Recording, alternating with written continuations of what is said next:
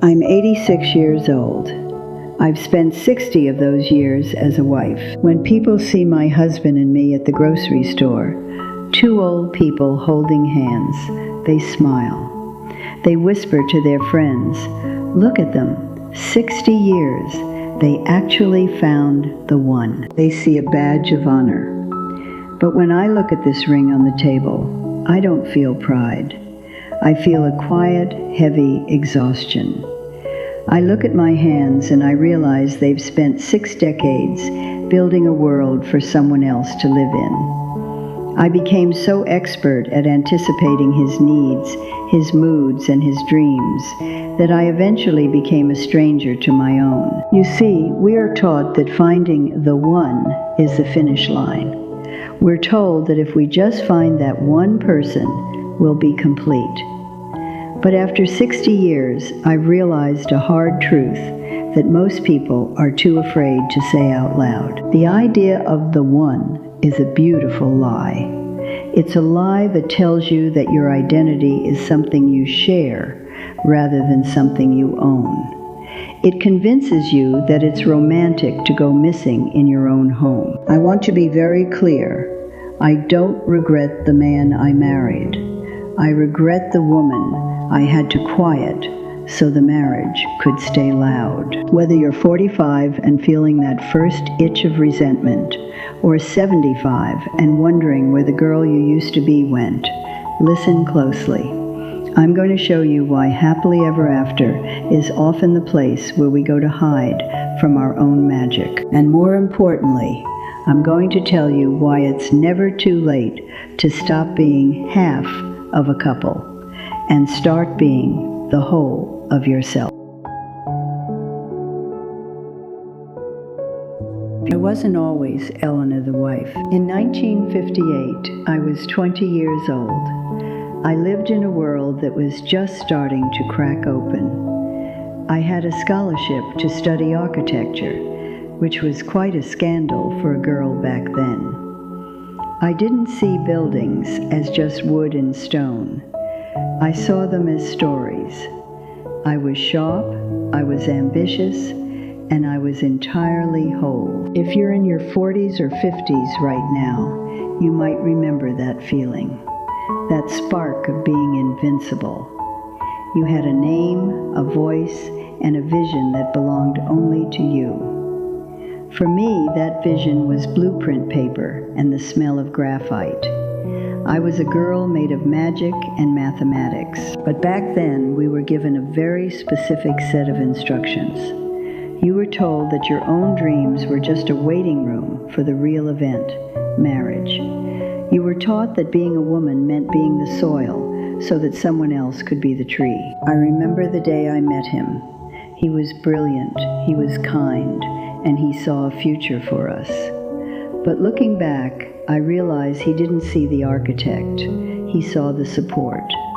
And because I loved him, and because I thought the one was my destiny, I slowly started to erase the lines of my own blueprint to make room for his. I traded my drafting table for a kitchen table. I traded my last name for his. And for a long time, I convinced myself that this trade was the most romantic thing a woman could do. I thought I was building a home. I didn't realize I was actually building a wall between me and the person I was born to be. And the most dangerous part, I was the one who laid the bricks. That night, after the guests left, we sat in the living room in total silence. For 50 years, I had called that silence peace. But that night, I realized it was actually a void. I looked at my husband, this kind, hard-working man, and I realized that he didn't even know who I was anymore, because I hadn't shown him in decades. I didn't leave that night. I didn't want to, but I did something much more difficult. I decided to stop being invisible. I realized that the one I had been waiting for to make me happy was never going to arrive, because I was the only one who could give me back my own name. I looked at the blueprints I'd tucked away in my heart and realized that a marriage isn't a place where two people become one. It's a place where two whole, separate people choose to walk together. By trying to be half of a couple, I hadn't been a better wife. I had been a ghost. And you can't have a real relationship with a ghost. That was the night I stopped waiting for happily ever after and started doing the work of being happy now. I realized that my fulfillment and my marriage didn't have to be enemies. They just both needed room to breathe. I decided that from that moment on, I would no longer be the wind beneath someone else's wings. I would finally learn to use my own.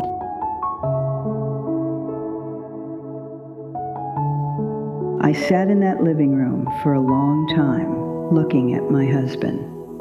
I realized we had spent 60 years trying to solve the wrong equation. We were taught that in a good marriage, two people become one.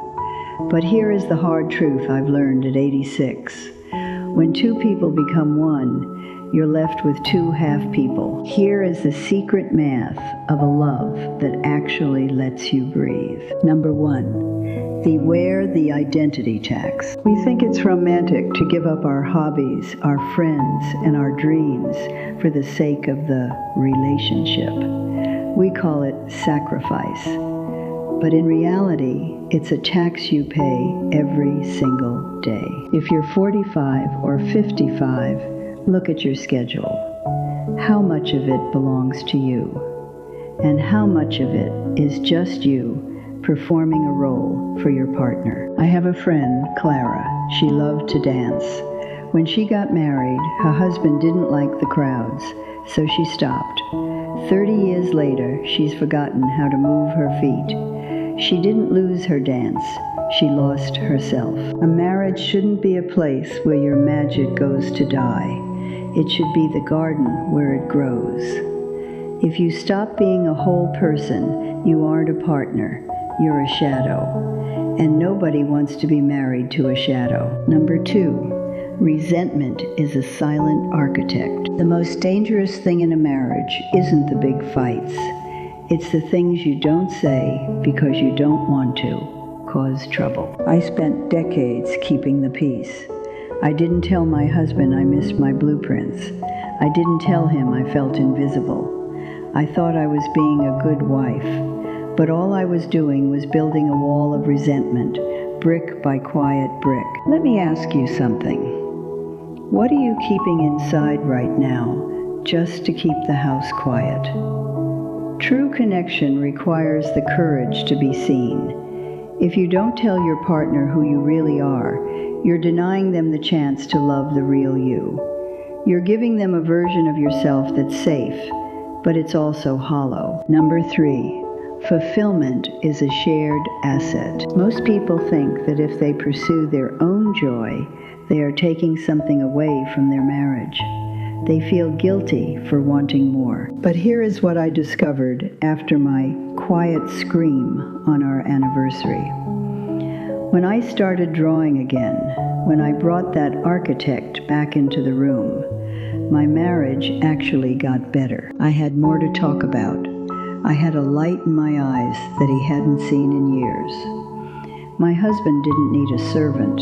He needed a companion. Personal fulfillment and a happy marriage aren't enemies.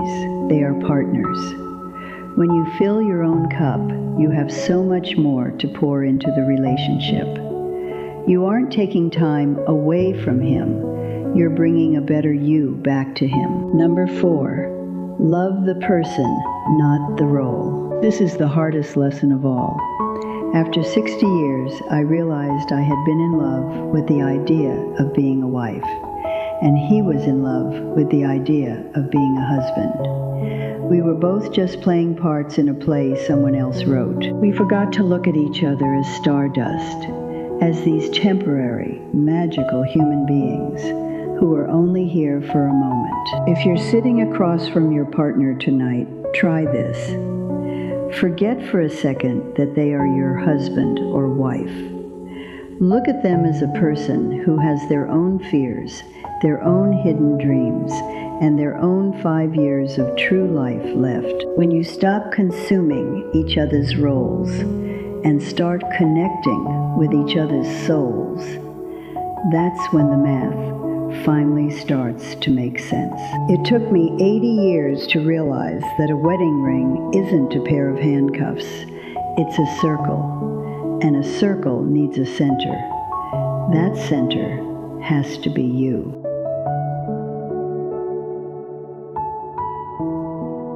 I know where you are right now. Maybe you're 45 and you're sitting in the car for 5 extra minutes before going inside, just to remember what it feels like to be you before you have to be mom or dad or honey. Or maybe you're 70 and you're looking across the dinner table at a person you've known for decades, feeling a loneliness that's louder than any argument. You think you're trapped in a binary choice. You think you have to choose between the person you love and the person you were meant to be. You think that being a good partner means slowly erasing yourself until there's nothing left but the chores and the shared bank account. But let me tell you a secret I wish someone had told me in 1958. You aren't a better spouse because you gave up your magic. You're just a more tired one. A marriage is like a building. If you take away the structural beams, your passions, your individual joy, your blueprint, the roof doesn't stay up. It collapses under the weight of its own silence. If you're feeling lost, don't start by trying to fix the us. Start by finding the you. Go back to that hobby you tucked away. Pick up the book you stopped reading because it didn't interest them. Speak the truth you've been whispering to yourself in the shower. You don't have to burn your house down to find your light. You just have to be brave enough to turn it on. Your partner doesn't need a shadow. They need a companion who is fully, vibrantly alive. Don't wait until you're 86 to realize that the most romantic thing you can do for your marriage is to finally become yourself. I'm still learning. Even at 86, I'm picking up that pencil and finding the lines I lost. It's a beautiful, messy, wonderful work in progress. I want to hear from you. We've all made that identity trade at some point.